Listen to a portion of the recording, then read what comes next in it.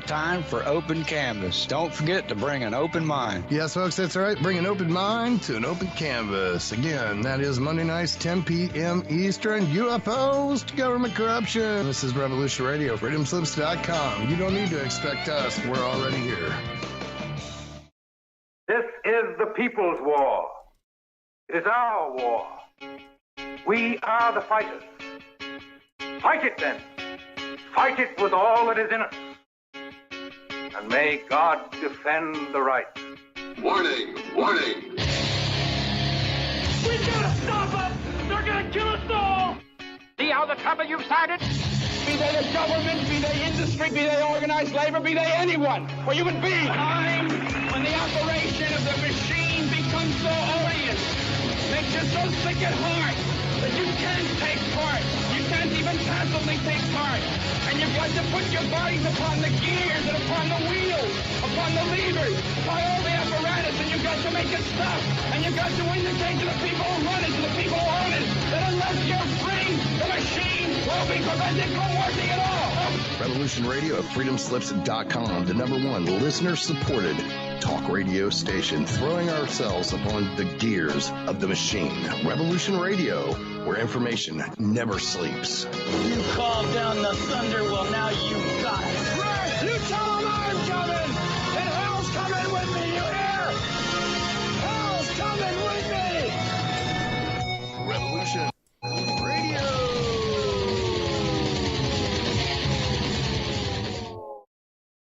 Here we go, hour one.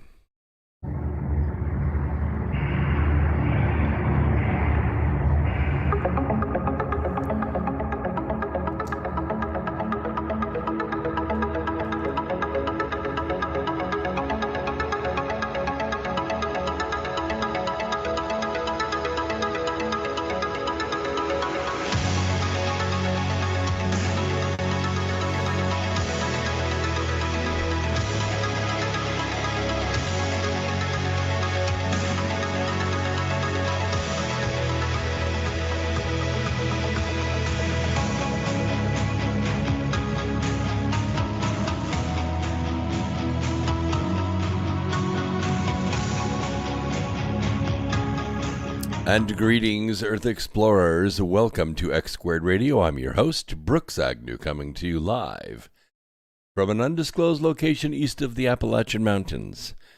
This is where the past meets the future. In here, the results are always positive. We might go a little past your imagination, but have no fear. You will be safely traveling with us. So glad you could be here with us tonight. We're, halfway through May already. I can't believe it. It was like 90 degrees today. Stunning weather. Even though we had a pretty cool spring. Barbecue sales are way, way behind schedule because of the cool spring. Glad to see everybody in the chat room. Trucker Will, Comfortably Numb, Blue Water, what is it, Carib 67, Old Dog is there. So we are rocking already.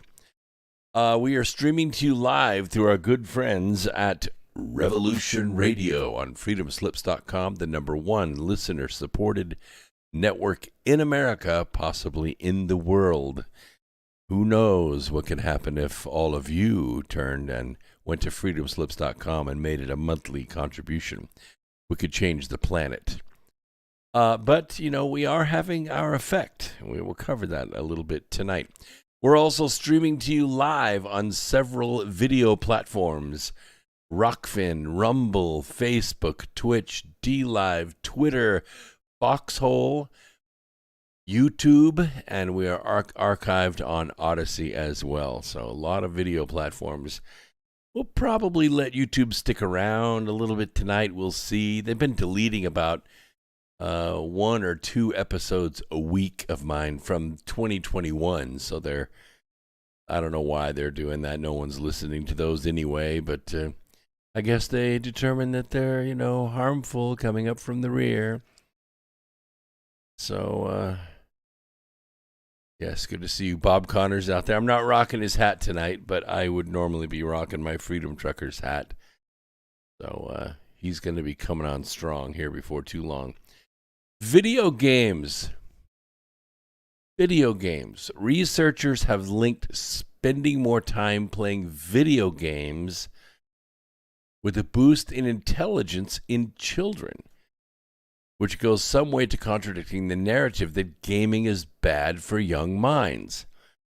While the difference in cognitive abilities was a small one and isn't enough to show a causal relationship, it is enough to be notable. And the study was careful to factor in variables including differences in genetics and the child's socioeconomic background. Meanwhile, watching TV and using special media didn't seem to have a positive or negative effect on intelligence. I find that very hard to believe. The research should prove useful in the debate over how much screen time is suitable for young minds, and I assume they mean screen time playing games.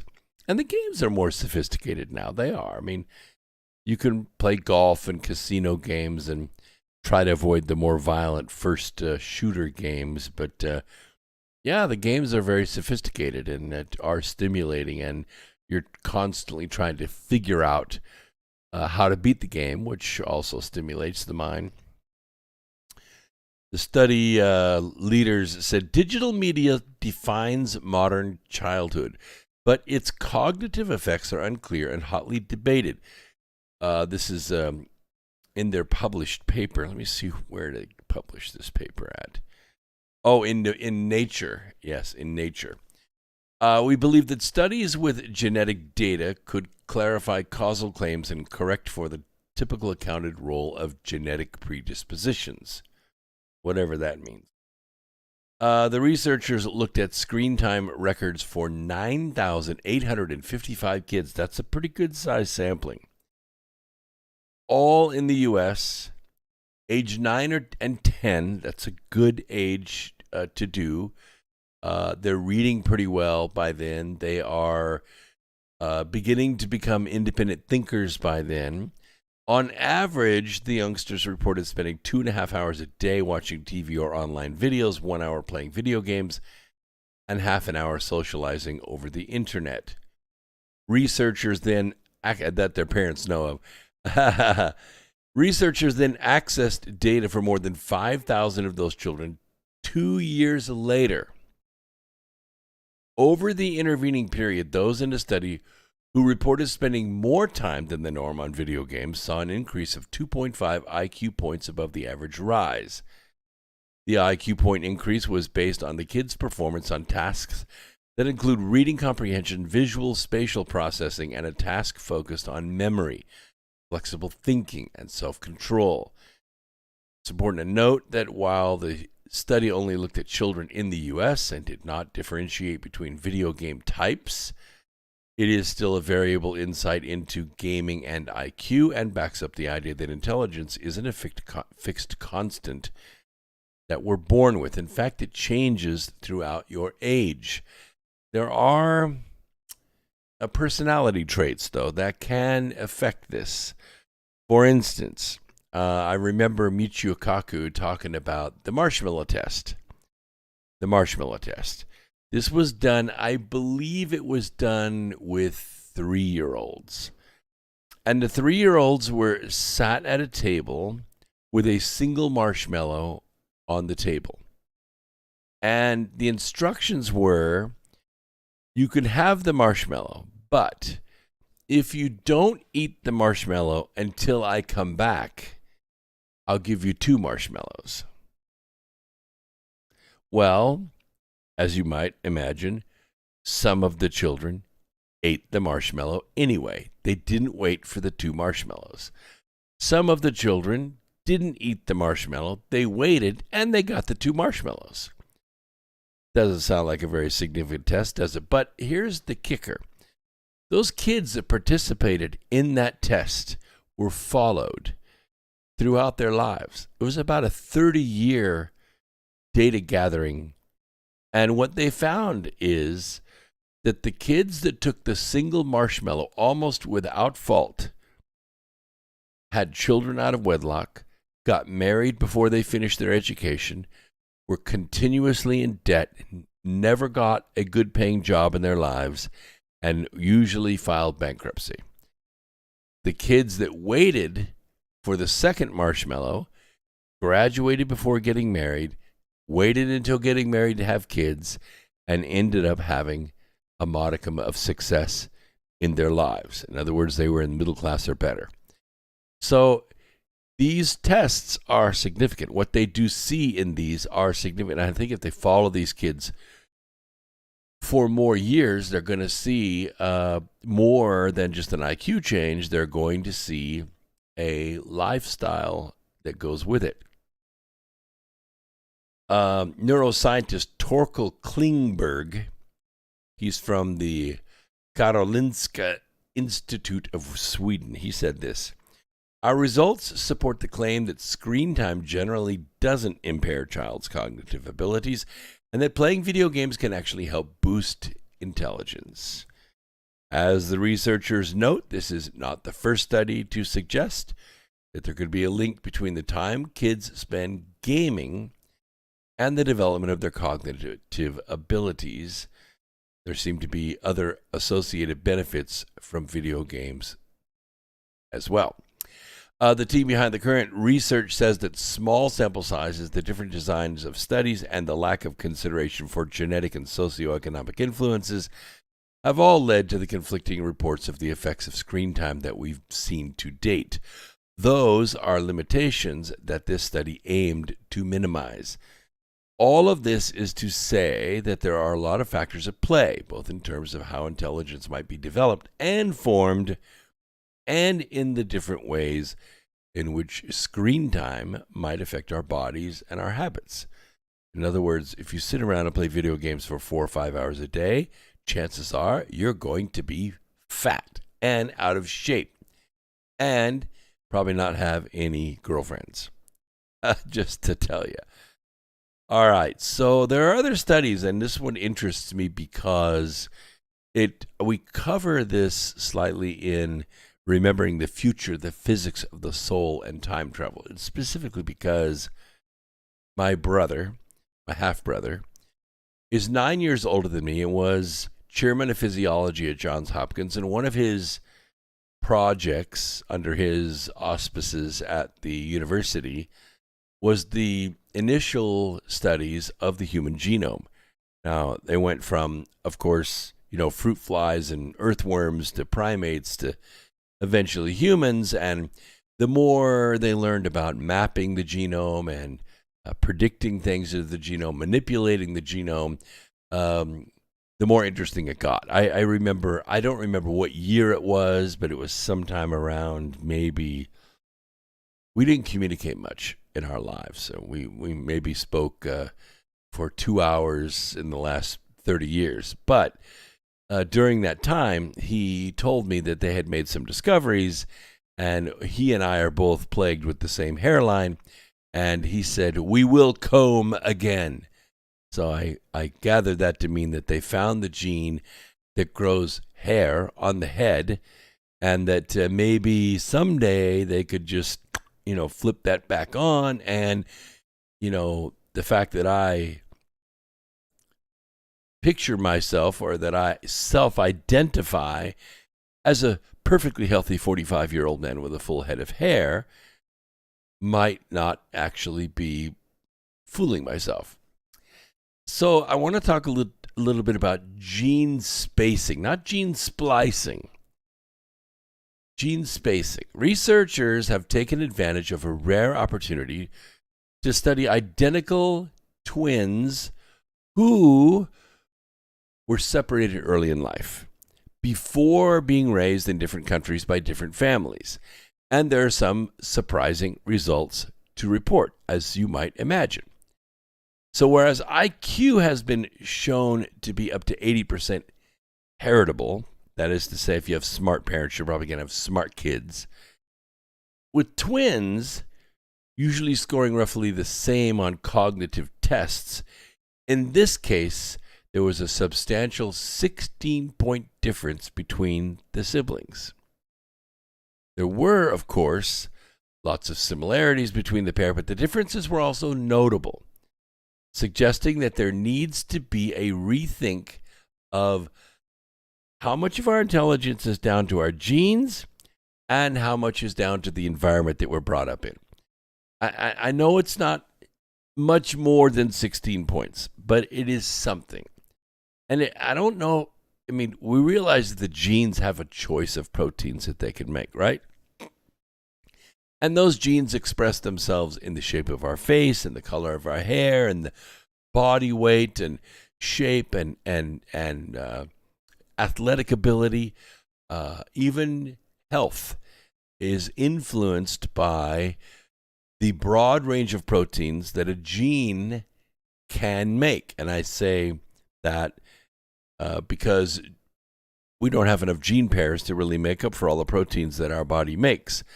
So we realize that genes themselves are protein factories. They're protein program downloads, I guess you might want to call them. And they make a range of proteins that, and the choice of those proteins is influenced primarily by the environment. And the environment is what? The environment is how much you eat, how much sunlight you're exposed to, what kind of climate you have, what kind of stress you have, what kind of poisons and toxins are in your environment, how much sleep do you get, what kind of fear are you subjected to relative to maybe a calm and peaceful environment. And also the one thing that they discovered is even though the genetic twins that the genome studied, they all grew up in the same house, in the same town, with the same family. They ate the same food. They were exposed to the same toxins. They had everything the same. They were in the same grade, in the same class, in the same school. And yet, genetically, every single pair of them diverged. By late teens, you could physically see profound differences in the two twins. And the only conclusion that they could come to was that part of that environment is the spirit within. Even though they look the same, genetically they were identical, they are different people. They're different people with different personalities, different likes and dislikes. Yes, there are a lot of the star memory and a lot of the genetic memory is the same, but the light memory is different. The experience that each individual spirit has had over time, because they weren't always twins, also influences the choice of proteins that these genes can make. Now, the similarities, were evident in these two twins in personality, self-esteem, mental health, job satisfaction, medical life history. But the contrasts were very interesting. The pair of twins were born in South Korea in 1974 and were separated at the age of 2 after one of them got lost in a market. After being taken to a hospital that was 100 miles away from her family home, and despite efforts by her biological family to find her, the lost sibling was eventually adopted by a couple in the U.S. And the twins were reunited in 2020. That was 1974, 2020, after the twins provided a DNA sample as part of a program to track down children lost to families in South Korea. The pair were then contacted by researchers and put through a series of tests and interviews. Despite many similarities, including the areas of mental health and job satisfaction, the twin raised at home in South Korea scored more highly in terms of perceptual reasoning and processing speed. While the scores are clear, however, the reason for them, not clear. The U.S. twins suffered 3 concussions as an adult. The researchers note, which made her feel like a different person. However, it's impossible to say for sure whether this had affected the scores seen in the cognitive tests. What's also worth taking into consideration is that the family homes the twins were raised in were not at all alike at all. Besides being in completely different parts of the world, there was more conflict and less freedom in the U.S. home compared with the one in South Korea. The twins were raised in very different environments aside from their different countries and cultures. What the study also backs up in terms of nature versus nurture is the idea that certain behavioral traits can stay the same. Even when kids are brought up in different environments, both twins scored highly in terms of their level of consciousness and self-esteem, for example. Generally speaking, the U.S. is more individualistic and less collectivistic in terms of national culture, compared with South Korea, of course. The researchers think that these cultural differences had an impact on some of the personality scores reported. While, it's important not to draw too many conclusions here from one pair of twins, the findings are fascinating, are they not? I mean, the spread of easily accessible DNA testing means is likely that more long-lost twins will be discovered in the years to come, giving scientists more data to work with. By the way, little known fact, if you are left-handed, you stand a very good chance of actually being a twin or being a surviving twin, because a lot of the twins don't make it in the zygote state. One makes it and one does not. So the original zygote split into twins. The right-handed twin died and the left-handed twin survived. Just saying, there's a good chance if you're left-handed, you probably have a twin, either in life or in the womb. So we don't understand the mechanisms involved from the genes at the molecular level to the behaviors that we observe every day, but we're getting closer to asking the right questions. I'll put it that way. And I think that even in the physics community, we have come around to accepting the fact that there aren't just four forces in the universe, not just gravity, not just electromagnetism and the strong and weak molecular forces, but also consciousness. In fact, many of myself and some of my colleagues believe that consciousness may actually be the downward causation of the universe itself. That maybe it didn't cause energy to be, but it caused or is involved in causing energy to go from energy to two-dimensional and then three-dimensional matter, like we see in our universe. That maybe the entire visible universe is the result of all the sentient beings in it. I'm just saying, that's where our mind is going and where my books are centered around, by the way. All right, sip here.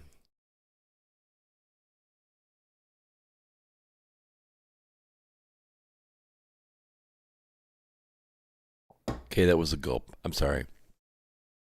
Can't take a quick sip. I just like drinking, so it's fine. Not that I have an alcohol problem. I don't. It's just milk, by the way. I'm so glad you guys are here on Wednesday nights. Wednesday night's kind of a little, I don't know. It's only 2 hours, so it's like 20 minutes to me. It goes by very quickly. But we only have one break at the top of the hour. That's it. We go 1 hour and then a break and then a full hour again. And I kind of like the format because it lets me, get in the groove, stay in the groove, and go off on tangents if I want to, and you go with me. And the chat room follows and keeps me on my toes. Sunday nights, it's a 3-hour program, but we break every 30 minutes, and we have a 3-minute set of commercials. So it's a little different pace. It's a little different, rhythm. So we can do things a little bit different on Wednesday nights. I want to talk a little bit about the disinformation board. Now that this has, it's been known for 21 days, right? 3 weeks. In political terms, that's pretty fast, isn't it? I mean, it's even in political terms, things have been going so fast. It's unbelievable. I mean, look how the country's been so screwed up in such a short amount of time. But it actually looks like the mainstream media, us, that would be us, we're the mainstream media, not the fake stream news. We're the mainstream news together not collectively, but as individuals in the mainstream, we are awakening the world.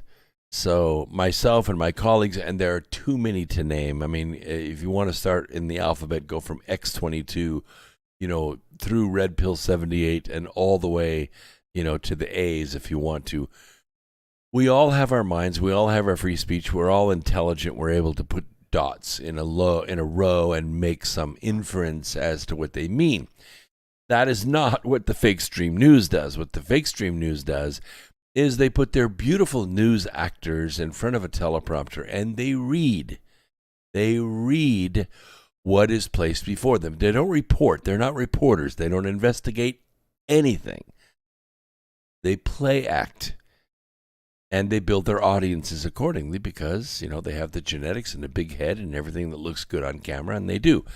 Unlike us. Some of us don't even still come on camera, but some of us do. And prove every day that we have a good face for radio. But we've been successful in waking people up. Sometimes I have an audience of 5 million, and sometimes I have an audience of 50. But it grows, it spreads. People talk to people, and the great irony here is that the disinformation board was designed to protect you against the very thing that the board is accused of engaging in. This is a DHS official, what he said today. Meanwhile, former George W. Bush appointee Michael Chertoff, you remember that name, don't you? And former Clinton Attorney General Jamie Gorelick will be tasked with reviewing the Disinformation Board's mission. I know you haven't really heard those names, but those guys are old pros at the politics of Washington. They have swamp buggies. That's how good these guys are. The Department of Homeland Security today paused its newly created Disinformation Governance Board after its head, Nina Yankowish, we talked about her extensively last Wednesday. We busted her.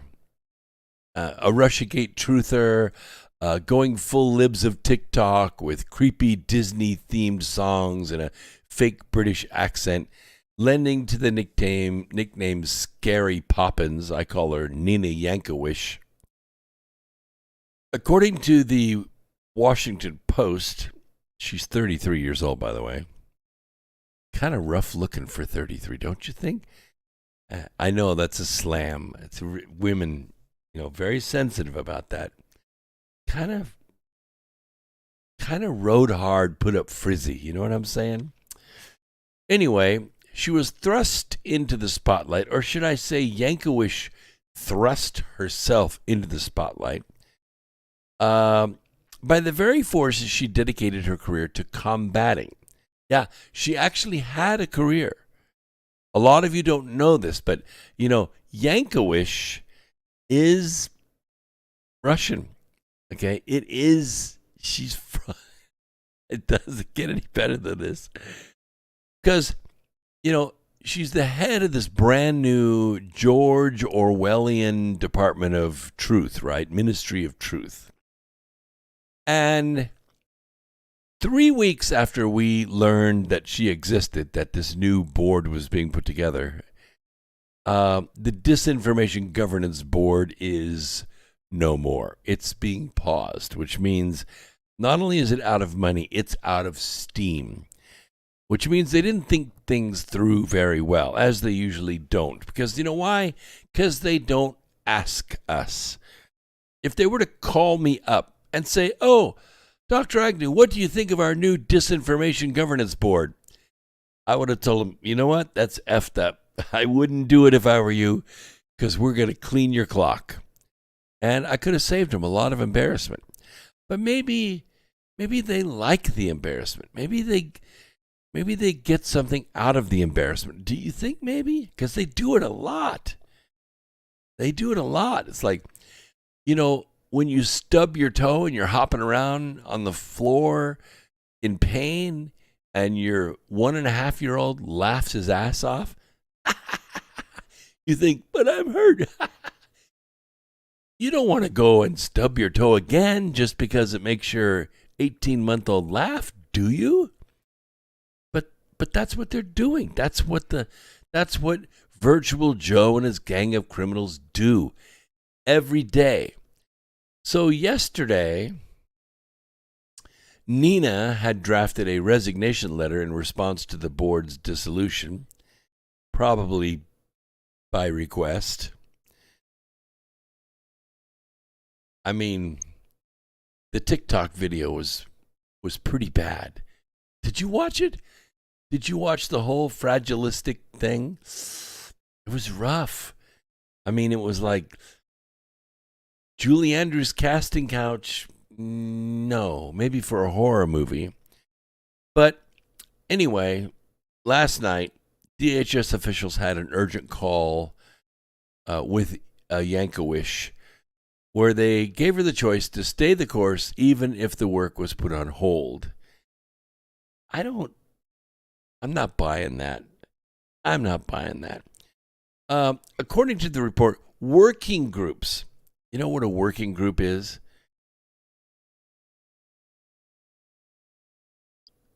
Really?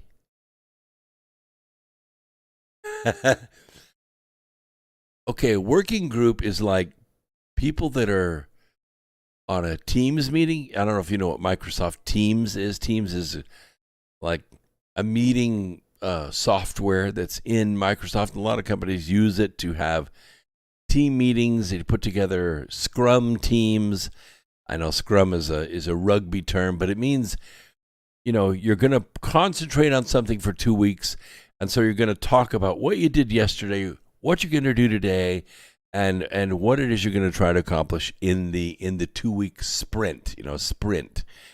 And so these working groups are, I'm not disrespecting Julie Andrews. Julie Andrews was a mega star.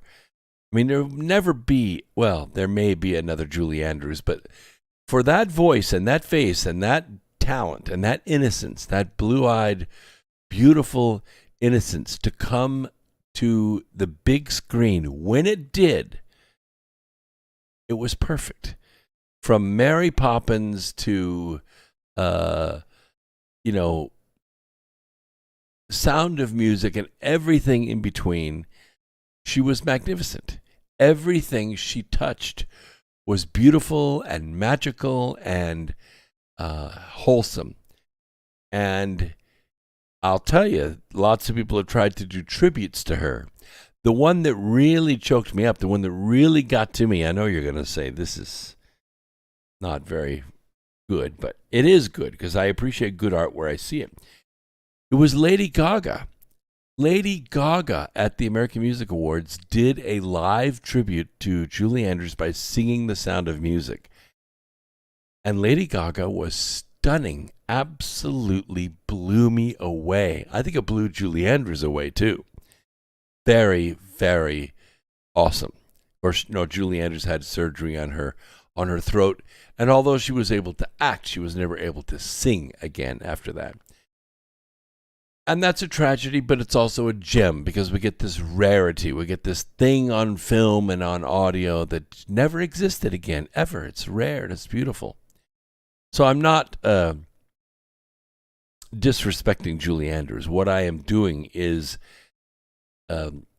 very eloquently disrespecting Nina Yankowish for trying to imitate Julie Andrews. That's why I said it would be kind of a B horror film that you might watch with Elvira at 2 o'clock in the morning. But a working group are these people that sit around in their pajamas working from home, talking about a subject and maybe even possibly transcribing the words of that meeting. That's a working group. So working groups within DHS focusing on dis, and mal information have been suspended. So they realized that the subjective nature of these descriptions of information, which all information is good information, because even if it's bad information, it gives you the contrast of what is bad information, right? And that way you recognize good information. It gives you, point counterpoint. That's what debate is all about. That's what argument is all about. That's why we make our case. That's why law exists, is to tell the difference between the truth and untruth. But to have somebody that's unelected and, I might say, unqualified to decide what I say is dis, or malinformation is wrong. And it will never fly in this country. Not as long as America Free Radio is about. So Washington Post points to early tweets by journalist Jan Prosobiec for launching what became an avalanche of attacks on the Ministry of Truth. Of course, Jack was not alone. We here at America Free Radio were doing it, and everyone else in the free media, the mainstream media, was doing it as well, which was exactly what they wanted to try to stop with Yankovic. And you think, well, why did they pick Mary Poppins? I mean, why did they pick this TikTok lib to do this? Because you don't know the whole truth here. You see, she previously served as the disinformation fellow at the Wilson Center. Where's the Wilson Center? What does that make a difference? Because she advised the Ukrainian Foreign Ministry as part of the Fulbright Clinton Public Policy Fellowship. Now you see where the name Yankovic comes in so prominently. We've all seen the results of that campaign. The invasion of Crimea was stopped dead in its tracks because it was discovered by Russian spies. And the Azovs, by the way, the Azov battalion surrendered unconditionally yesterday. Donbass is now free. So according to a DHS spokesperson, the board's purpose has been grossly mischaracterized. It will not police speech, adding quite the opposite. Its focus is to ensure that freedom of speech is protected. Whatever. Let us guess. War is also peace. Freedom is also slavery. Ignorance is strength. All I can say is, you try that again, and you watch what we do. Don't just pause this. Expunge it. It's never going to happen in this country. You can get away with it in Ukraine because the people are not armed. The people are not informed, they're not educated, and they've never been free. We have. It's never going to fly here. You bring that DHS bullshit up on us again and watch what happens. Yes, I said that right. I did. Yeah, I know. The Ukraine is spinning the Azov surrender as a victory. I'm on top of this. Don't worry about this. The Azov battalion surrendered unconditionally yesterday. The prisoners were bused to a location near Moscow where lengthy interviewing and tribunals are taking place as we speak. The people of Donbass are now free. The shelling has stopped. The assassinations have stopped. The sniping of civilians in the streets has stopped. The raping of women and children by the Azov battalion has stopped. They're gone. Food, building supplies, and financial aid are pouring into the region from Russia and other countries today. And we've already seen videos of this. Windows being replaced, gas lines being fixed, water lines being fixed. It's being put back together. The war is over. It was tragic that the establishment party in America approved $40 billion in war support just as the war ended. So what are they going to do with all that money? Well, don't you worry about a thing. They'll be doing the same thing they've been doing since Nuland and McCain overthrew the Ukrainian government 8 years ago. Oh, you missed that part, huh? After a 3-month-long closure, which was triggered by the Russian military buildup and invasion of Ukraine to stop the Crimean invasion that was planned for March 23rd, as you know, that invasion never took place, the Azovs had something else on their mind, like their ass. The United States on Wednesday announced the formal reopening of the U.S. Embassy in the capital of Kiev. You know why, don't you? You know why. Because the money is going to Ukraine. Where do you think it's going to be delivered to? Yeah, the U.S. Embassy. Very smart. Today, we are officially resuming operations at the U.S. Embassy in Kiev. A statement by U.S. Secretary of State Antony Blinken confirmed. Why do you think they would reopen the embassy? Because the war's over. The war's over. The $40 billion is what we need to focus on now. The embassy had initially shuttered, with diplomats and their families told to make plans to exit the country starting February 14th, which was about 10 days before Russia crossed the border into Ukraine. As you know, the Trump impeachment team had to make their hasty getaway with all the cash they could stuff in their cases. But now there's going to be $40 billion more to play with.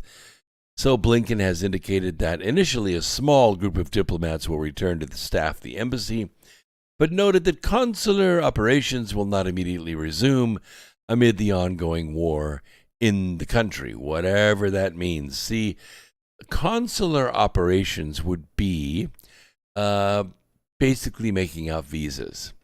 People that want to get out of the country. Those are consular operations. The do not travel advisory for all American citizens does remain in place. They don't want anybody seeing what they're about to do. It's further not expected that consular operations will resume as normal anytime soon. Nobody is getting out. Despite occasional Russian missile strikes still hitting as far west as Lviv, this is not war. Obviously, this is just to keep what remains of the Azov battalions in the west from getting their hands on weapons that are being funneled in there by the U.S., by the West, not just the U.S., and also getting hands on their older but very plentiful weapons near one of the oldest ammunition dumps, ammunition storage areas in Europe. And the name escapes me right now, but it's not really necessary to know. That is not very well defended. There are peacekeepers there. But if they were to get their hands on those weapons, oh my gosh, the black market for those weapons would be unbelievable. And that's what they're trying to stop. Also note that, we were a little confused at first as to why Russia did not send its electronic warfare equipment into Ukraine right away, because they're so good at it. They're good at blocking things and monitoring things and scrambling things and replacing things, and they're very good at it, but they held back that equipment. And the reason is because the DPR, the Donbass People's Republic, was doing a pretty good job of it, and what they were able to do is they were able to spoof drones, and they were able to block a trigger signal because the Azov battalion had rigged one of the chemical plants to explode. I think we told you about this about, I want to say it was February 27th. We got word from our frontline sources in Ukraine that one of the chemical plants there had a lot of stored chemicals around, nitric acid, ammonia, just nasty stuff. And by the rail car, these are, rail cars hold a lot of chemical. And when you blow up these chemicals together, you get nitric acid and you get ammonia and ethylene oxide and things like that blowing up together, you can have a global environmental disaster, and it would be years if we ever got over it. Anyway, they had stuffed something like 4,000 or 40,000 pounds of explosives all over this chemical plant, and they were going to blow it sky high. But the trigger was a radio trigger. They didn't just light the fuse and run. They wanted to be well away from it. They wanted to be able to trigger this thing from Washington. And what the DPR was good at is picking up those garage door opening signals and blocking them. And so they were effectively blocking them. They blocked them until they found all the explosives and basically demilitarized that chemical plant.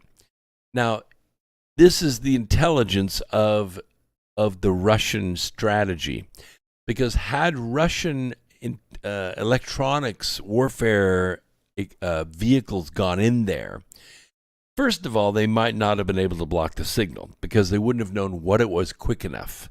The locals did because they had spies. And that means that some or all of the explosives would have gone off, and the presence of, even if it wasn't involved, the presence of Russian electronic warfare vehicles would have pointed the blame right at them. And the world would have blamed Russia for this humanitarian environmental crisis. So what they did is they kept the Russian electronic warfare vehicles far away from this chemical plant as they could get them. And they supported the DPR in doing what they did and went in and got these explosives out of the way. But that just gives you an idea how, and of course they were telling us about the false flag. They were advertising it on the news. The mainstream media was playing it. Oh, this false flag is going to happen. The Russians are going to do this and that. It didn't happen. It didn't happen because the DPR stopped it. Okay? So this was a coordinated effort to stop this. And that's what's going on right now, are these coordinated efforts to do two things. First of all, to prevent the Azov battalion from putting its forces together. Now, one of the reasons that the Azov battalion in Azovstal unconditionally surrendered, and you saw some videos go out today of other Azov battalions, their numbers, and they stood and made videos and said, we're out, we're done, we haven't had any kind of communication or no reinforcements, no food, no ammunition for 3 weeks. We're done. We cannot fight under these conditions. So although, the parties were ongoing and the wine was great around Kiev and good old Zelensky was, jerking McConnell off as best he could and doing whatever he does with Pelosi, that just kind of makes me want to throw up myself. But it could have involved high heels. I don't know. It could have. Or, piano with a jock strap. I'm just saying the guy's got talent. He does. He's got talent.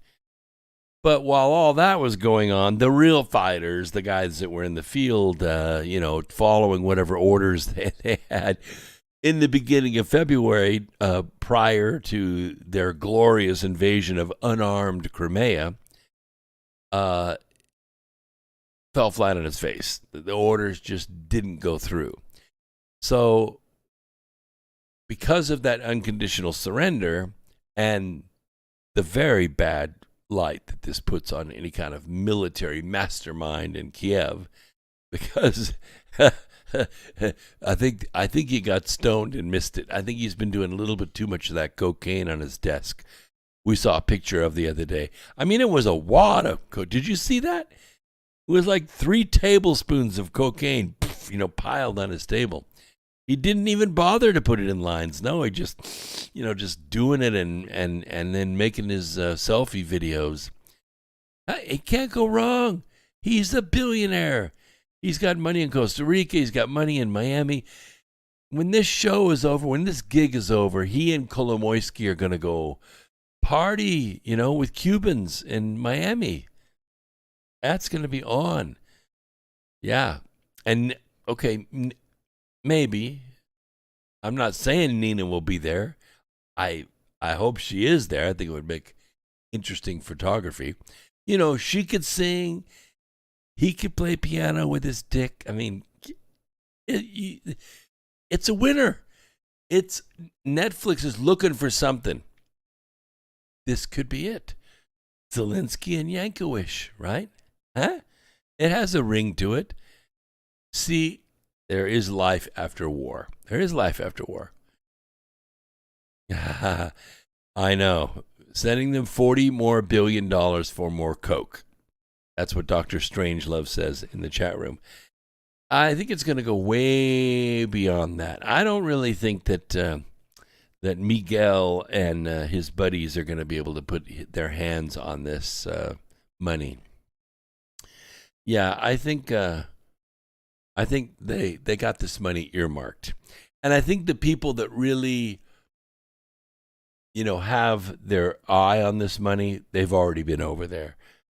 U2 and maybe Angelina Jolie and Sean Penn and certainly Nancy Pelosi and Adam Schiff for Brains and McConnell.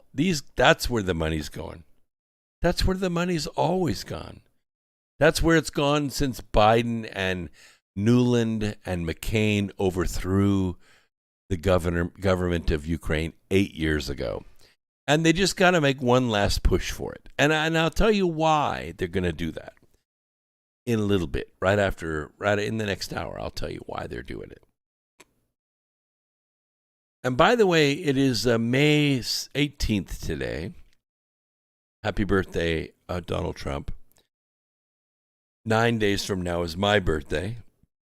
I think I'm going to go singing on my birthday.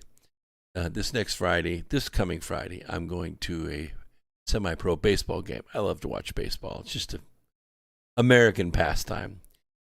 Eat a brat, drink beer, and watch baseball. It's pretty cool. Live baseball. But we're coming up on the 10-year anniversary of something, and I don't want you to forget it, because if you haven't read the book Charm of Favor, you might forget it. And I don't want you to forget it, because almost 10 years ago, Hillary Clinton used U.S. military planes to back up the pan-European army as it slammed Libya into dust and assassinated its president. Actually, it's been a little over 10 years since that happened. That happened in 2011.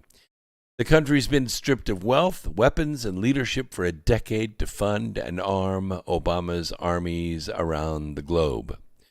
Well over a decade after the Obama-Hillary-led NATO military intervention in Libya in 2011, which resulted in the overthrow and violent street execution of Muammar Gaddafi as they shot him in the face like a dog, the capital of Tripoli has once again fallen into chaos as gunfights between rival factions threaten a fragile truce. For years, oil-rich Libya had been fought over by two rival governments, one based in the east and the UN-recognized pan-European army-supported national government in Tripoli. This week's breakout in fighting began when, according to Al Jazeera, Fatih Bashaga, who is appointed prime minister 3 months ago by the East-based House of Representatives, arrived in Tripoli in the early morning hours with cabinet members and was reportedly accompanied by the Tripoli-based Nawasi Brigade militia. Now, Bashaga was forced to leave the capital a mere 4 hours after arriving, given his presence triggered attacks by local rival militias. They were pissed. Currently, Abdul Hamid Debah is the prime minister of the U.S.-backed Government of National Unity, called GNU, in Tripoli. But his eastern rival, Tobruk-based parliament, says his term has ended and that Bashaga must take his rightful post. However, interim Prime Minister Debibach has refused to hand over power until a properly elected government is in place. He's instead described Bashaga's bid as illegal, part of a desperate attempt to spread terror and chaos. Makes me doubt it already, huh? A GNU government statement slammed Bashaga's attempt as aggression by illegal armed group that tried to infiltrate the capital in the middle of the night. Residents of Tripoli woke up to the sounds of heavy weapons and automatic gunfire. The GNU statement disclosed that orders have been circulated to all security and military units for zero tolerance toward anyone who threatens the security and safety of civilians. See, during some years of the past 10 years of near anarchy in the wake of the NATO-led regime change, as I said, this pan-European army isn't just defending Europe against Russia. No. They've been very aggressively changing regimes around the world. 67 of them. 67 of them. Very similar to Libya. Libya's seen up to 4 rival governments and literally hundreds of militias vying for control. Yeah, this is exactly what Hillary wanted because she needed the missiles, rockets, and grenades to fortify her ISIS army that she was building to try to unseat Bashar al-Assad. Of course, they ran up against one thing, the same exact thing that they ran up against in Ukraine. Vladimir Putin. Yep, they ran up against Vladimir Putin in Syria, and they're running up against Vladimir Putin in Ukraine. Kind of gets you an idea who's on what side, huh? At the same time, many have been accused of overseeing campaigns of terror and horrific war crimes. Not unlike, raping to death an American ambassador, Christopher Stevens, killing a Navy SEAL and other personnel on that compound, and nothing, not anything was done about it, except for the publishing of Charm a Favor, of course, so that you could be on the ground knowing what was going on. We're going to take a quick break. We'll be back in about 3 minutes. Don't go away. More America Free Radio right after this.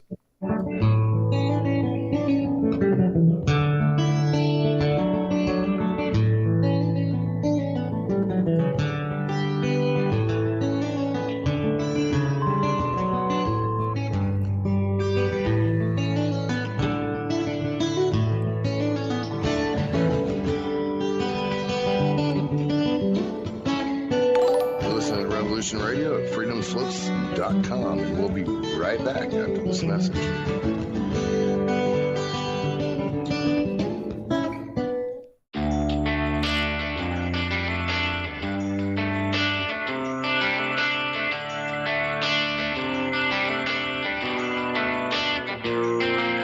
This is Thomas, a.k.a. a Mad Painter. I'd like you to join me Monday nights, 10 p.m. Eastern Standard Time for Open Canvas. Don't forget to bring an open mind. Yes, folks, that's right. Bring an open mind to an open canvas. Again, that is Monday nights, 10 p.m. Eastern. UFOs to government corruption. This is Revolution Radio, freedomslips.com. You don't need to expect us. We're already here.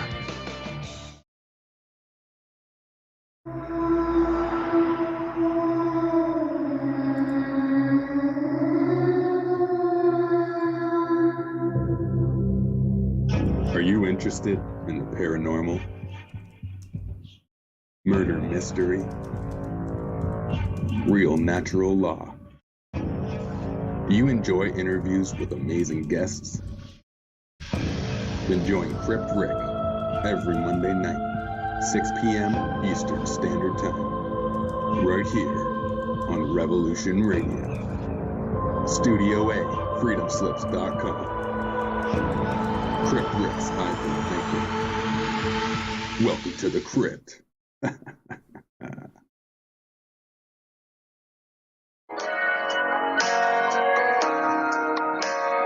Join me at Revolution Radio, Studio B, at 11 a.m. on Saturday for Free Association,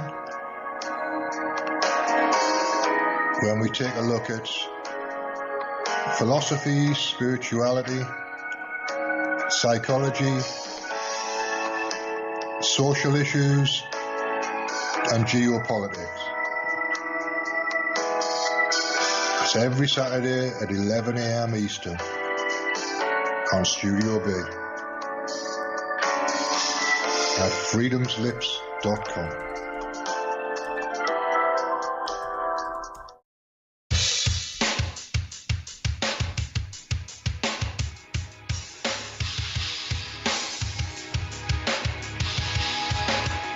Enter into a world unseen on Raven Star's Witching Hour. You will encounter eclectic topics from the realm of spirit brought into our matrix of truth. With your host, the Solaris Blue Raven. Solaris will bring you an array of unique guests covering topics from ghostly spirits to amazing anomalies, covert technology, UFOs, and shadowy global events. And that's right here at Revolution Radio, freedomslips.com, Saturdays, midnight till 2 a.m. Eastern Time. Revolution Radio, where information never sleeps. Let the magic rise.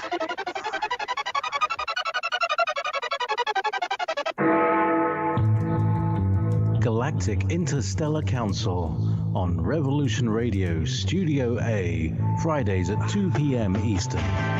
Join us as we traverse the starseed paradigm, as expressed in the time-space continuum that we know as the divine expression of love and light. Integrating this conscious unity into the galactic paradigm. So welcome all, both terrestrial beings and galactic beings as one. So be it. You're listening to Revolution Radio.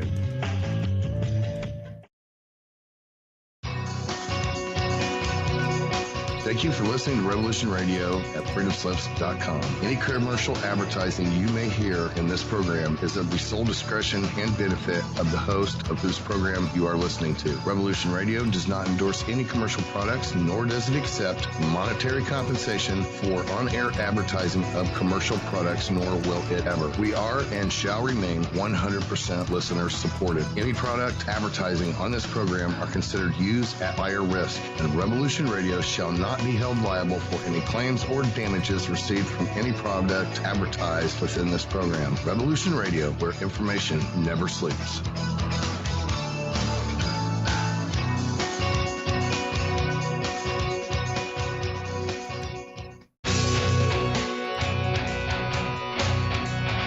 All right, thanks for listening while we took that short break here at Revolution Radio, freedomslips.com.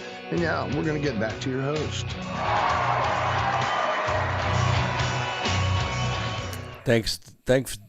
Thank you to the good folks down at Revolution Radio. They do a great job. Please go to freedomslips.com and support them. If the notion hits you, take your action right away as soon as you do, because as soon as it does hit you, because if you wait 60 seconds, it'll go by and you won't do it. And every little bit helps. It keeps the lights on there and makes it possible for almost 50 hosts to be live every single day. 2 different studios, so they do a great job.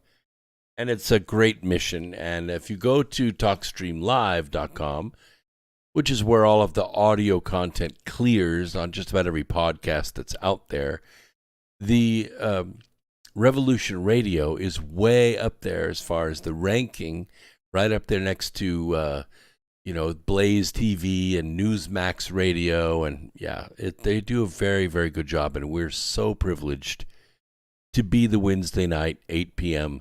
spot, and I appreciate the opportunity very much. So I want to talk a little bit about the Refounding Fathers.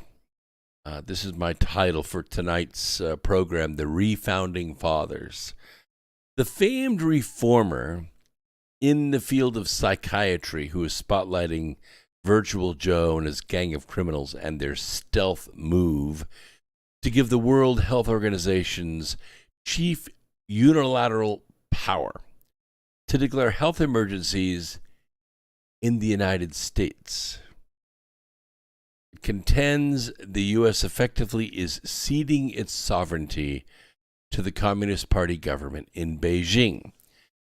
In an in-depth 70-minute video interview, Dr. Peter Breggin, Breggin, discusses the startling implications for the future of the American experiment in a Virtual Joe's International Health Regulations amendments.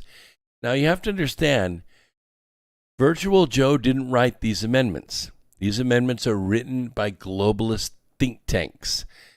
They're handed to him, the camera rolls, he reads the teleprompter, and he pushes his dumb hand across the signature line. He doesn't know what he's reading. He wouldn't know how to craft it.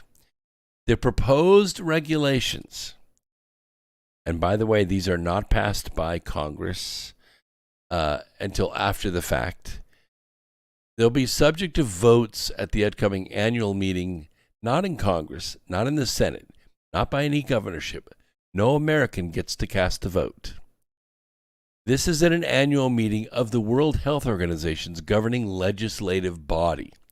You have no representation in that legislative body.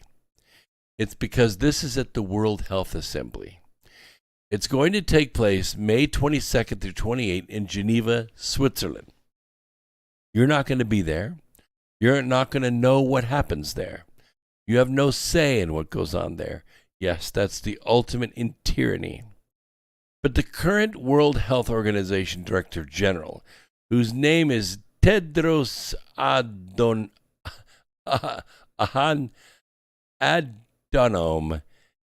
Ghebreyesus, Bregan explained, already has demonstrated what it would look like if he were given even more power than he already has. You know, we asked the question one time, who had the power to pick up the phone and call 187 countries and say, shut down?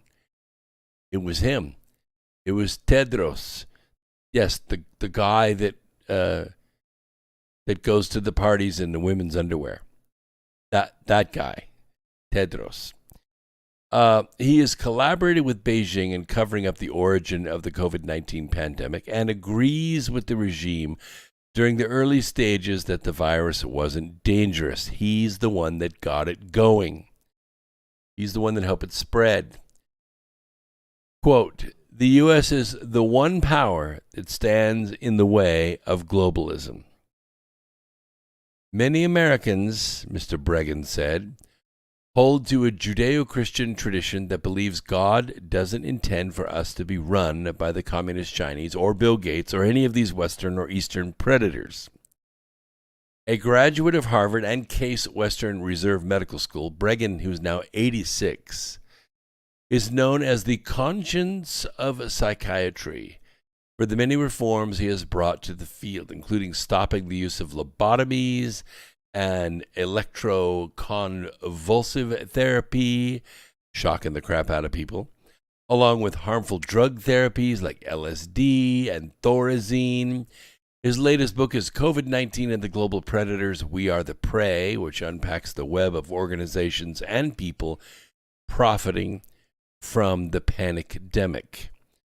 Bregan said the response from Congress to the recent revelation of Virtual Joe and his gang of criminals, WHO amendments, has been very slow. They don't want to get involved. They're too busy making money. They don't want to make waves. But he and his team are beginning to reach out directly, noting he was on the phone earlier yesterday with congressional staff. He said it looks like this could be a firestorm. Bregan also is in conversations with state attorneys general. I'm hoping attorneys general will see the threat to their own state's rights, because Virtual Joe isn't going to see a threat to anybody's rights. He urges concerned citizens like you to find out more on his website, and I'll give out his website right now, which is, if I can find it, hold on a second. Yeah, here we go. It's Bregan.com, BREGGIN.com, and you're going to be looking for article-detail. And to contact their representatives in your states, emphasizing that phone calls tend to be the most effective means of communication. Just be brave, pick up the phone and call. And tell them that you're aware of the World Health Organization getting ready to pass sweeping regulations that would give them power over freedom of movement, speech, and economy in the United States. The WHO's long-term goal, he warned, is to establish treaties between nations that would be binding under international law and be backed up with a gun. That prospect, he affirmed, underscores the importance of electing members of Congress this fall who understand the World Health Organization's objectives and the implications for American sovereignty. Among many other related topics, Bregan discusses with all of us the current significance of an organization Bill Gates set up with Klaus Schwab to manage global vaccination campaigns. I know many of you have not partaken of the jab because many of you already have what you can see there on the screen. You've been to my website, you've added this to your personal arsenal, and if you haven't, please go to the screen, get to that website now, because I don't know how much longer we're going to be able to do this, and let us get this to your address. Okay, I'm not going to say it on audio, we'll just leave it up there on video. If you don't know what it is, you can't see it because you're only listening on audio, then go to the website, right? Go to the website and get this information. You can go anywhere, YouTube, Facebook, Twitter, Rockfin, Rumble, go to Twitch, DLive, any video platform you want, and look up Brooks Agnew, and you'll see tonight's episode on there. It's called The Refounding Fathers. Bregan says it is his experience as a reformer in psychiatry, working with the establishment and facing scorching criticism from the scientific community and from drug companies, prepared him for this very moment. He recalled his wife, Ginger, who has partnered with him in the reform work for decades, saying as the panic-demic developed, "You know, honey, I thought that God put me here to help you be the conscience of psychiatry. I think that was just a warm-up. He wants us to join the freedom fight for America," close quote. And then came endorsements from these wonderful doctors, such as leading panic-demic response critic Dr. Peter McCullough, and we had a whole new world. It has been such an experience for us, he reflected. We went from fear and terror and other various emotions to thanking God at our age for a second life. We've met incredible people all over the world. Most are conservative Christians, Bregan said, noting he comes from a progressive Jewish background. Keep this in mind, Earth Explorers. Bregan said a refounding of America is the only hope of the earth. So who are the refounding fathers? It's you. It's you. You're the refounding fathers. It's the J6 prisoners. Because leaders are sometimes born, sometimes they're trained or educated, but mostly they are forged. They're forged in the fight. They're forged in adversity. They're forged in oppression. They're forged, sorry to say, by torture. And the J6 prisoners are undergoing all of that. And is it breaking them? No, it is not. It is making them tougher. And very soon they will be coming out of that 19th century dungeon. And the Unselect Committee is going to be disbanded, and all the members on it are going to be prosecuted. And the leaders, the new founders, the refounders of America are going to come from those prisoners. You mark my words. You mark my words. So what are we talking about here? We're talking about the demon rats. The purposeful destruction of America was all planned for 2016. It got put on hold because of MAGA and the America First movement. But things are back on track now. The vital mission of everyone of the Republican right in the upcoming election should be to demolish the Democrat Party and relegate it to the Smithsonian along with the relics of the Whig and the Know-Nothing parties. This is no time for Americans to squeak by at all the polls. By heaping devastating defeats upon the Democrat Party, which I call the establishment party, patriots are justifiably, they have to treat this leftist force as a clear and present danger to the republic. Everything the Democrat Party touches is going to hell. One would be hard-pressed to find a formerly GOP constituency where a Democrat win has made life better. The Democrat Party of JFK, LBJ, and even Bill welfare reform, Clinton, is long gone. The Democrat Party of Joe Biden, Nancy Pelosi, AOC, Gavin Newsom are nothing positive to offer and deserve to be voted into oblivion. So the first quarter GDP, that's the gross domestic product in the United States, we now know the numbers. It shrank. It didn't grow. It shrank by 1.4%. We were getting used to 5% growth rates of President Donald Trump. It shrank. Inflation, regulations, supply chain snafus, barren store shelves, baby formula rationing, and the Biden Democrats' anti-business bias. This slowdown at the Democrat-led national level echoes the exodus from blue California, Illinois, New York, into GOP-run Florida, Tennessee, Texas, even North Carolina, and their real average hourly earnings grow during President Donald Trump's 15-month by 0.1%, as wages increased in April of 2018 by 2.6%, and inflation adjusted them downward by 2.5%. In his 15th month, here we are, 15 months, not 15 years, 15 months, Virtual Joe and his gang of criminals reversed the momentum under the great MAGA king, as he dubbed his predecessor. Nominal wages advanced 5.5% year on year in April, but last month 8.3% inflation, on a 40-year high, by the way, shriveled real wages to a negative 2.8%. That's in a quarter.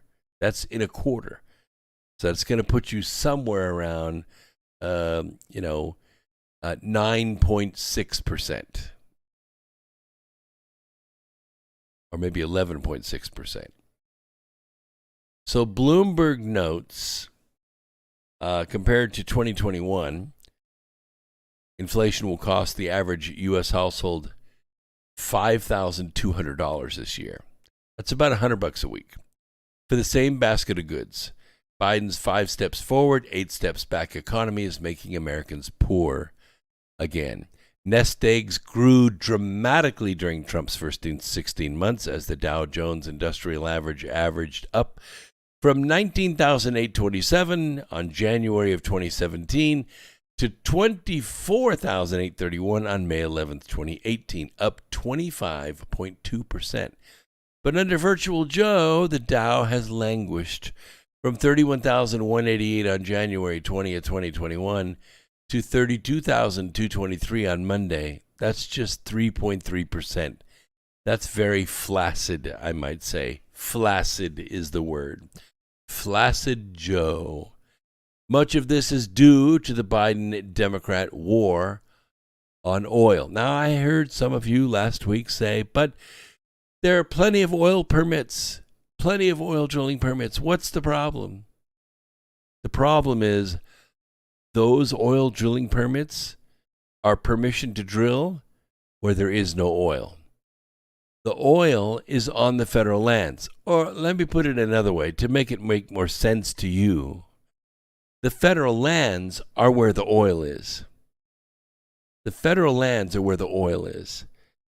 So when the federal lands, they say, oh, no, you can't drill on oil on federal lands anymore.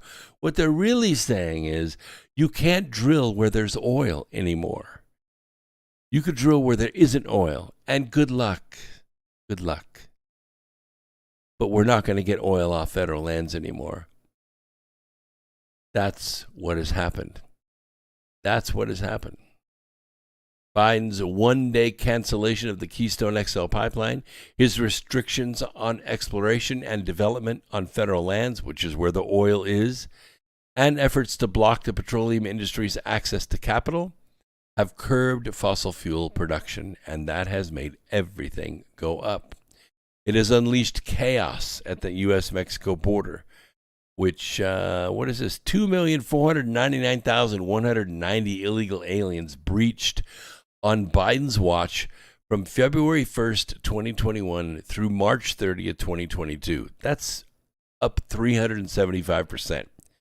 That's not a little bit. That's a whole bunch. That's a policy change. And Biden's figure does not include an estimated 620,000 gotaways. Those are just the ones we know about, who invaded America without even greeting the Border Patrol. Also, 42 foreigners on the terrorist watch list, which tried to enter the U.S. during the Biden Democrat era, including 23 at the southern border. From classrooms to boardrooms, the Democrats are pushing critical race theory, through which they harass whites as privileged oppressors and infantilize blacks as helpless victims. Everything from troops in U.S. barracks to erasable whiteboards in physics classes is bigoted to today's race-based left. And you hear some of these people on TikTok, hear them on Facebook. It just floors you because you think to yourself, oh, by the way, thanks very much, Brad. Gave a top chat donation in YouTube.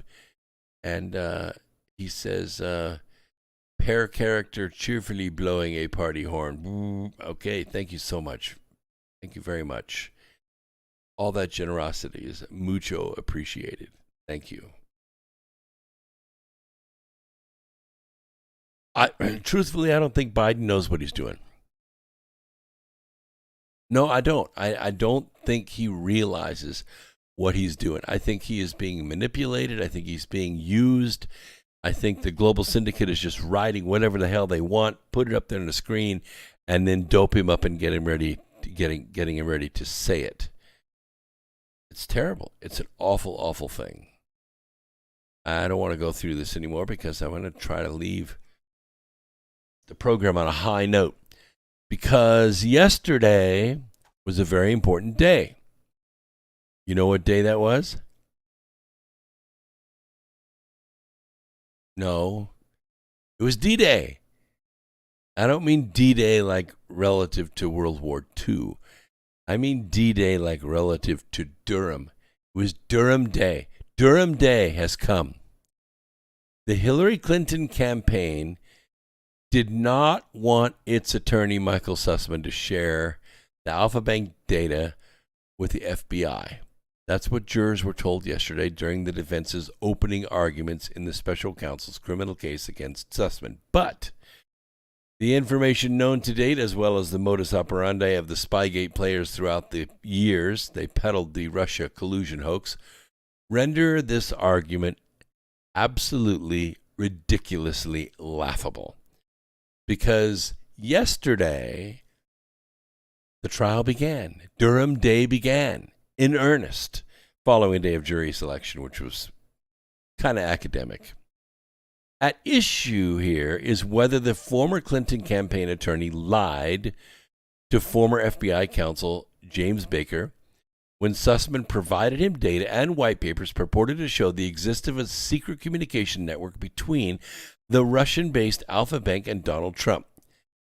Special counsel John Durham's team claims Sussman lied when he shared the Alpha Bank intel, saying he wasn't acting on behalf of a client, but he was. He was cashing Hillary Clinton's campaign checks, so he was acting on behalf of a client. But the interesting thing about the data is it was mostly fake. It was created from the DNS access that Rodney Joffe had.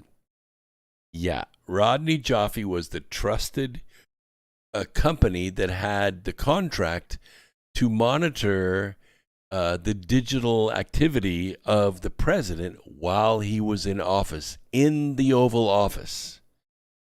Who has access to that? Well, it better be somebody very trusted, because that's like the head of the free world shit right there. That's the big stuff. But it wasn't just that they were monitoring it. That would have been one thing. If Rodney Joffe was monitoring it and then getting a hold of Sussman and say, oh my God, do you know what I found out today? But that's not what happened. Not exactly. What happened is Rodney Joffe fabricated DNS data. He made up digital data which looked real enough to Sussman. And he gave it to Sussman, and Sussman probably knew it was fake when he took it to the FBI. Now, the FBI kind of looked at it and said, I don't know about this. This doesn't make a lot of sense, because they knew a little bit more about technical language than Sussman did, for sure. But the point is, Joffe went out of his way. Rodney Joffe, Tech Executive 1, went out of his way to fake DNS data. He's going to go to jail for the rest of his life. So you're saying, but wait, this is the Sussman trial. Joffe's not on trial. You don't ever watch Perry Mason, do you, right? Perry Mason, yeah, the trial is after Perry Mason's client, who, when the trial begins in the beginning of the half-hour episode of Perry Mason, or maybe they were an hour. I can't remember. I think they were half an hour. But in the beginning of that, you were like, oh my gosh, Perry Mason's guy's guilty this time. He's guilty this time. What is Perry going to do? But then somewhere, after the third commercial, Perry Mason will be boring into a witness on the stand. And the witness invariably will get crossways with Perry Mason, and he begins boring into him, in black and white. It's all black and white TV, but it's still quite fascinating to watch. And they go, all right, I did do it. I did hit him in the living room with the candlestick. And they confess. And that's what's going to happen during Durham's trial. Because if you read the entire indictment against Sussman, it's an indictment against Sussman, yes, but there are a lot of other individuals named in there. Now, true, some of them are Tech Executive 1 and, Tech Company 1, and you for a long time we were guessing. I didn't know who Tech Executive 1 was. I thought maybe for a while it was Zuckerberg. But then he revealed it was Rodney Joffe. And I didn't even know the name Rodney Joffe, but that made a hell of a lot more sense than Facebook, because Facebook doesn't have access to the DNS data, what's going on in the White House. But Joffe did. Joffe was a contractor. Now, you have to ask yourself a question, and it's kind of interesting that the defense brought this up as a possible defense to the jury. What the prosecution is saying, it's illegal. What they're saying is illegal. My client, Mr. Sussman, is a long-standing, he's good buddies he has a badge with the FBI that gives him special access. He's an expert witness for them. He's a good buddy with the FBI. And here it comes. Why would Sussman risk his entire career telling a lie? Doesn't make any sense for him to tell a lie. And, the jury goes, well, yeah, that's true. That's true. Why would he lie? What's his motivation for lying? Because, he's got it all. He's got $1 million a year job. He's got great benefits. He's partnered with the company. He's with Perkins Coie. He's buddies with the FBI. Why would he lie? Why would he lie? And the answer is that the Clinton campaign wanted to win at all costs. And they probably have dirt on Sussman. They probably have dirt on Joffe. They probably have dirt on all these guys. I don't know if they ever visited Epstein Island or not, but that's kind of what they do when they do what they do. But the point is, he did risk it. He did risk it because he thought if he could get Trump out of office and put Hillary where she needed to be, that none of this would be investigated anyway, right? What we have to do is get Hillary Clinton in, and then we're all okay. We're going to be way richer, way more powerful, and it's so dangerous having Donald Trump in there. right? So that's why he did it. Now, I just busted the case wide open. We're going to see over the next few days, and there are other programs you can go to right now. I can't remember the guy's name right now, but he's reading the entire transcript of what goes on in the trial. If you like that sort of thing, you can listen along with it. He does a very good job. He has way more followers than I do. And you can do that. But I'm going to give you the highlights of this because that's right. Comfortably Numb 2 nailed it. She said they never thought she would lose. And remember, even after President Trump won, all right, in 2016, did they accept it in 2017 when he was inaugurated? No. Did they accept it in 2018 when he began putting all the treaties together and going around the world and sewing up peace in the Middle East and making NATO pay their fair share and establishing peace with Russia and going a couple of years without a single U.S. soldier dying anywhere in the world? No, they didn't accept it at all. Did they accept it when he brought 12 million more voters the second time around? No, not at all. They pulled out all the stops. They broke every law they had to in order to win, because winning is everything and losing is nothing. In his congressional testimony, by the way, Baker examined that after he handed the Alpha Bank material off to the Counterintelligence Division, they wanted more time to evaluate it before the media started publishing stuff. According to Baker, agents asked him to go back to Sussman and find out who in the media is going to be publishing this, because they might want to ask them to hold off a little bit. Give us a little chance to check this out. So in his testimony, Baker was kind of fuzzy on the details.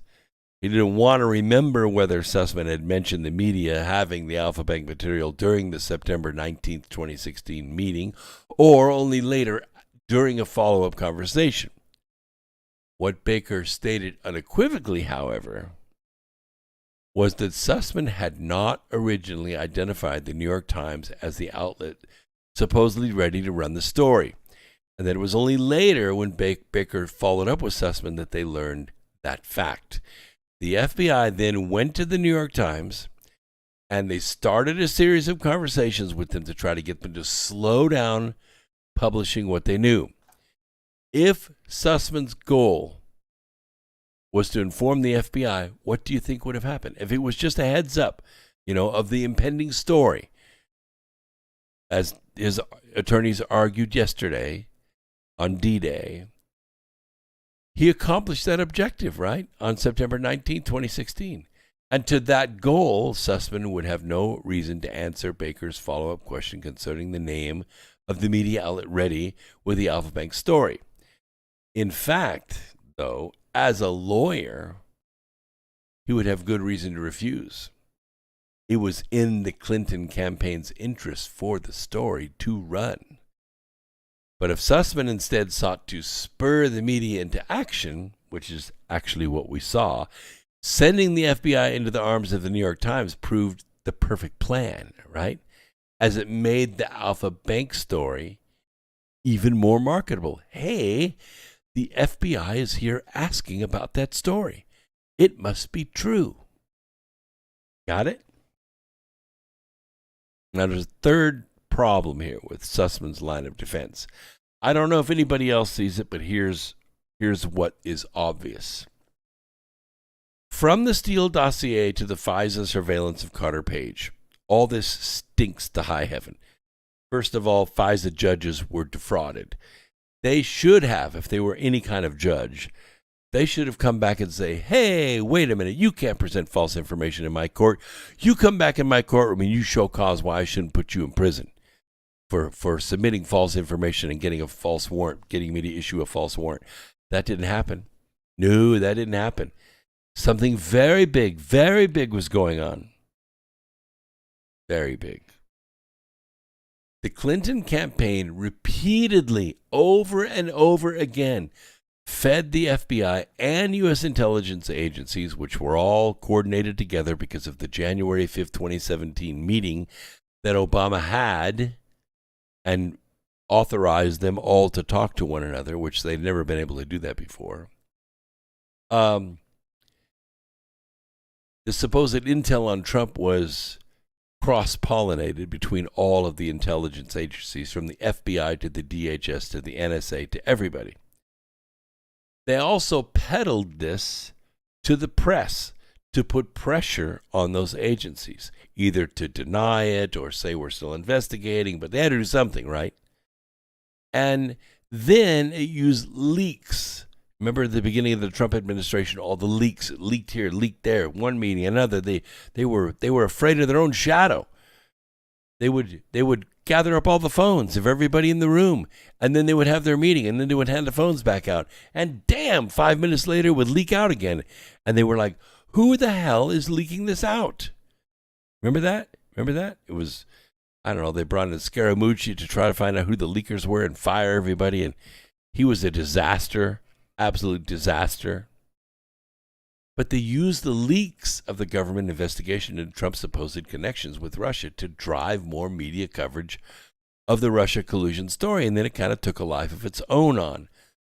This was all planned. It was all put together. It was all funded. It was all coordinated by the Clinton campaign. But, and this kind of floors me because of the world-class rating of Perkins Coie, Sussman's legal team told the jury yesterday that the FBI meeting was something the Clinton campaign didn't authorize. That's so much bullshit. They didn't direct him to do it. They didn't want him to do it. Are you freaking kidding me? You actually think he would put his career in the tank by not being told to do it? You see, that line of argument, it presents Durham's team with the perfect opening to inform the jury of the Clinton campaign's modus operandi. And it will likely do so, I would say, tomorrow, with the questioning of Sussman's former legal partner, Mark Elias. Yeah. And he was supposed to testify today. I don't know if there was a delay or some kind of recess or what happened, but I didn't hear anything significant come out about that. But it's probably going to continue tomorrow. So you're going to see more as D-Day continues. Durham looks like a man on a mission, and he has got the facts. He would not have taken this long unless he had he knows the answer to every single question that's going to be asked in that courtroom. And he knows the answer that he wants to deliver to the jury. And when it's all said and done, the jury is not going to be able to come up with any other answer except guilty as charged. So, this part's almost amusing. If it wasn't so sad, it would be amusing. The new press secretary is clueless. Agreed? I mean clueless. But I'm gonna mention something today that's kind of an example of just how clueless she really is. And actually, I like the new press secretary. I do. At least she perfectly represents the cluelessness of Virtual Joe and his gang of criminals. They know everything Trump represents is good, but they have to say it's bad. As Musk has so correctly and publicly stated, the real president is the one behind the teleprompter. Too bad they don't have one for the press secretary. The new White House press secretary, her name is Karine Jean-Pierre, or Jean. Is it Jean-Pierre? Yeah, it can't be Jean. John is male, isn't it? Maybe it is. I don't know. I don't know how to pronounce it. We'll call her Karine Pierre. She has already received criticism for her scripted news briefings, and they don't really sound scripted to me. They kind of sound like a cross between Kamala Harris and Nancy Pelosi. That's what they sound like to me. So Monday of this week, Ms. Pierre was caught reading directly from her notes about the importance of the United States tax code as it relates to climate change. Like she couldn't put it in her own words. Who could, actually, except maybe Jen Psaki? At least she would memorize it and look you straight in the eye with those dead doll eyes and that horrible hairdo she had. The problem was that Fox News reporter Peter Doocy's question to her was about inflation, and she never even came close to answering it. Doocy asked this question, and you heard it, right? How does raising taxes on corporations lower the cost of gas, the cost of a used car, the cost of food for everyday Americans? I think that's a pretty fair question. So Ms. Pierre said, we encourage those who have done very well, especially those who care about climate change, to support a fairer tax code. That's a dodge. That's a two-step. We call that a two-step. In addition to her concerns about job performance, however, she's not very bright when it comes to her attire, what she's wearing. And you think to yourself, what does that have to do with anything? I'm going to tie this together for you. You're going to see what I'm talking about. White House Press Secretary Megha Bhattacharya posted a photo to Twitter on Monday of this week congratulating Ms. Pierre for being promoted to press secretary.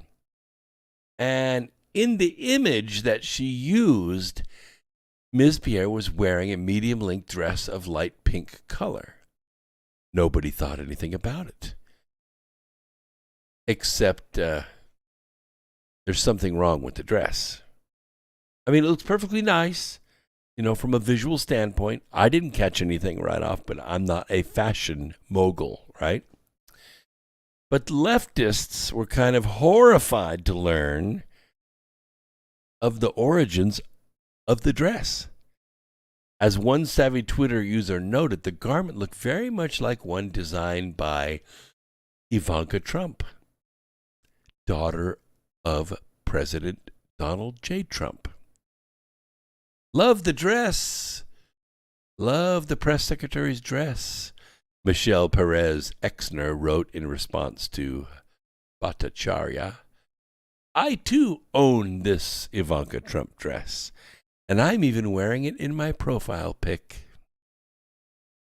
Her tweet included a photo of an incredibly similar dress listed for sale online with Ivanka Trump, clearly named as the designer. Oh, not very smart. Although maybe she is very smart. Maybe she knows great clothes when she sees them. The former president's eldest son, Donald Trump Jr., shared the tweet this morning, and tagged his sister, Ivanka, receiving thousands of likes on the platform. While it would be possible to verify that Ms. Pierre's dress was the exact Ivanka Trump design without seeing the label, there's no doubt it looks very nearly identical to the Trump-designed dress. Trump shut down her clothing line in July of 2018. If Ms. Pierre's dress was not an Ivanka original, it is possible another designer imitated that design. Kind of interesting to see all of that come together. Such skullduggery. Either way, it is ironic for a member of the Biden administration to wear anything in public that could be associated with the Trump family. This month, President Joe Biden's attempt to paint Trump supporters as some sort of cult by coining the term ultra MAGA just made us even more proud, right? He also sought to criticize Donald Trump by referring to him as the great MAGA king, which President Trump retweeted immediately with himself adorned as Aragorn, the return of the king in Lord of the Rings. It was amazing. All of this language clearly was meant to portray Trump as a dictator and his supporters as radicals who are dangerous to the country. But that's not what happened at all. That's not what happened at all. If Virtual Joe and his gang of criminals truly believe that, they would want to avoid any association with him and his family, including a dress seemingly designed by the great MAGA king's daughter, which would make her the MAGA princess, wouldn't it? I believe so. It isn't a big deal that Ms. Pierre wore this dress. Even if Ivanka Trump designed it, there should be no problem with a member of an opposing political party wearing it. But we don't have any trouble with it. It's the leftists who are the ones that have created this hyper-partisan reality. Ridiculous as it is, by wearing this dress, Ms. Pierre accidentally highlighted how dishonest Virtual Joe and his gang of criminals have been. Well, you know quality when you find it, so you might as well wear it, right? By the way, there's a new war on terror brewing. It's been around for a while, but it's now gaining some momentum, shall we say. And I don't like the momentum. I really want it to stop. So I'm going to try to make you aware of it so that as you see it, you don't retweet it, and make sure that you generate original content that counteracts it. The enemy is not the Islamic State, Al-Qaeda, nothing like that. It is you. It's you. You homegrown far-right white supremacist, you.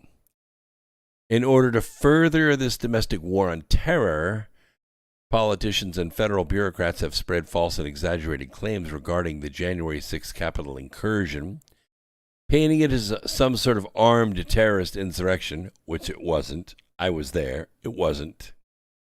As if the few hundred unarmed protesters and rioters were part of a premeditated plot to overthrow the entire U.S. government. No, I hate to tell you this, but that plot was going on inside the building, not outside the building.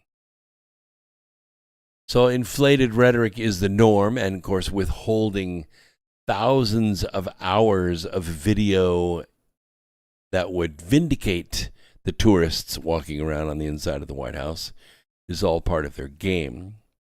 We have called for the immediate release of the J6 prisoners. Of course, that's not happening, but we still call for it. The fact these claims involved, Eric Munchell, who's a rioter seen carrying zip ties within the Capitol. We called him the zip tie guy. Charges were dropped against him. As a public defender, I represented a client charged with stealing detergent, held on $3,000 bail he could not afford to pay. According to the very lawyers who prosecuted Munchell's case, this was nothing more than a media fabrication. January 21st court filings submitted by the prosecutors found that Munchell had not brought zip ties with him. Rather, he found them within the Capitol and was merely attempting to keep them away from Capitol Police officers. Another claim that the so-called insurrectionists entered the Capitol bearing firearms was found to be false. On March 3rd, Jill Sanborn, the FBI's director of counterterrorism, admitted that. How many firearms were confiscated at the Capitol building on Grounds Day? None. There were none. No firearms were recovered. Perhaps the most egregious January 6th falsehood was the assertion that the Capitol Police officer Brian Sicknick had been murdered by pro-Trump rioters who beat him to death with a fire extinguisher. Of course, that never happened. He died of natural causes, unrelated to the previous day's events. And they tried to beat me up with that, too, on the sidewalk when it wasn't Inside Edition. Maybe it was Inside Edition. Interviewed me on the sidewalk. They tried to beat me up with that, and I said that was false. That never happened. That fire extinguisher never even touched that guy. The only person that died today was Ashley Babbitt, and she was murdered in cold blood. And they tried to push this on me on what they called the storming of the White House. And I said, the Congress, there was no storming. I said, there was no storming. I was there. They opened the doors and invited us in.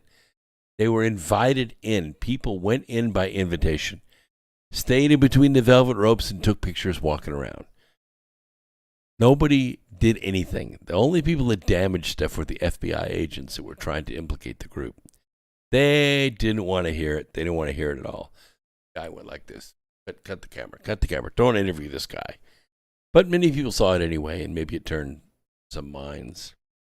But in addition to the many false claims, Johnson's team made another finding that dismantles the insurrectionist narrative. According to security footage, which was unveiled by the senator on June 10th, as many as 300 unauthorized individuals, roughly 38% of the total, what they call rioters, were allowed to enter the Capitol through the Upper West Terrace doorway, while 5 Capitol police officers stood by. One officer was even gesturing toward the door as these individuals walked past him.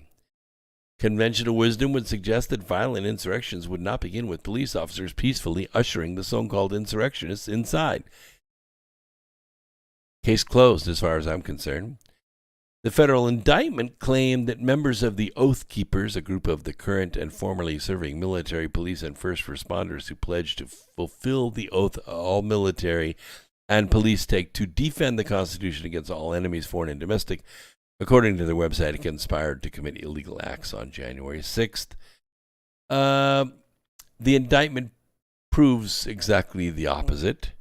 Evidence provided in the filing shows that the only action these Oath Keepers had, quote, conspired to take was to petition the government for redress of grievances, where citizens who believed an investigation into the election was needed gathered to say that exact words. So why spread so many false claims? Why is this Montana crazy Liz Cheney spreading these false claims? Why is Adam Schiff continuously telling these lies? In Hanson's view, the answer is simple. Claiming that an armed insurrection led by domestic terrorists is looming empowers the state with seemingly unlimited authority. And once this is disproven, all that authority, even implied, goes away. It appears that this false insurrection narrative has given federal agencies authority that would otherwise be seen as infringement of constitutional rights. Of course, that's what they're doing. They have arrested pretty much anybody who took a selfie in the Capitol for federal crimes. They're overcharging everything. They're keeping people in solitary confinement, no bail, and basically abusing the state power in a very scary way. The federal crackdown on those present January 6th has indeed been extensive. As of March 13th of this year, 312 people have been charged in relation to the incursion. In many cases, it appears that those arrested for being present at the Capitol had little or nothing to do with the violence, and some of them are actually being acquitted as we speak. They just say, I didn't do nothing, I'm making a motion to dismiss, and it's granted. I think that's going to happen more and more as we go forward. So I guess my question to you is, why do you think they're making January 6th the new 9/11? You know, during the Bush administration, the original war on terror was done because they knocked the two towers down. And now we know different, but we didn't know different then. We were all motivated. I was too at the time. But why are they trying to make this similar dynamic in the evolution of, you know, Al-Qaeda in Iraq, where a whole generation of angry Arab youth with very poor prospects followed a powerful leader who promised to take them back to a better place, and led them to embrace as an ideology that justified their violence? Why are they using that motif, that modus, to describe what's happening in America? Because if they can use the Patriot Act and those things that came to be as a result of what happened in 9/11, they can then use that to go after people who oppose their governmental rule in any way. They're going to use the idea that white supremacy, which is their their social engineering project. It's their woke, boogeyman. They're going to use that as the terror threat. And consequently, they're going to use that to push farther into more action against us. Being able to seize metadata, being able to seize your bank account, being able to restrict your movement, being able to put you on a no-fly list, those kinds of things. Yes, Brad says, I saw videos of people breaking windows at the Capitol. Who were they? They were FBI agents. They were Antifa. They were hired by the government to bust shit. Because what were the people saying there that had Trump regalia on, that marched with us? They were saying, stop that. What are you doing? What are you doing? Don't break that. Don't hit that. What are you doing? Get your hands off of that. Hey, police, step over here. Arrest this guy. Wouldn't arrest them because they were FBI. They were FBI. They were Antifa. We have the photographic proof. Were they ever arrested? No. Is the video ever going to be shown in the commission? No. That's who was doing it. Just to answer your question, Brad, that's who was doing it. I saw some of these guys, before we ever made our way past the Washington Monument. I didn't go much further than that because I'm an old guy and can't walk all the way to the Capitol from there. I was there to hear the president speak. I made it to the Washington Monument. So you know what? My feet hurt. I'm cold. I need to go to the bathroom, and there's no porta potties out here. So let's go back to the hotel. So I went in the opposite direction. But I saw guys there that had box knives in their pocket. I know what a box knife looks like. I use one at work. I got one in my toolbox right now in my garage. I know what they look like. And I looked down and saw one in a guy's pocket, and he was running around. And those guys were there. They weren't grouped together, but they were there. They were in our group. We could see them. I almost said something out loud to him, except I didn't want him to lash out and start cutting people. Hey, why you got that box cutter in your pocket? No. Listen, we're here every Wednesday, every Sunday. My name is Brooks Agnew. This is America Free Radio. We'll see you at 8 p.m. on Sunday. Peace, Earth Explorers.